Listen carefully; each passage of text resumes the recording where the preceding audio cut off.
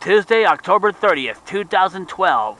The aftermath of Hurricane Sandy.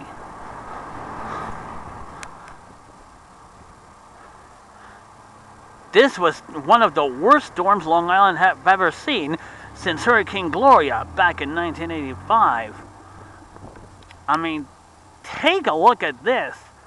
A big, humongous tree ripped out to the roots. But that's not the only tree that got ripped out like that.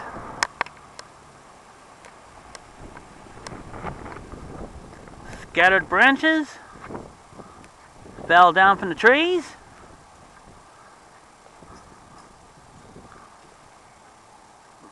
Definitely a storm to remember. Parts of a fence torn down. All I can say is, wow! More fallen branches.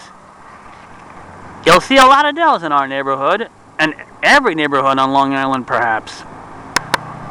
Here's another tree that fell down.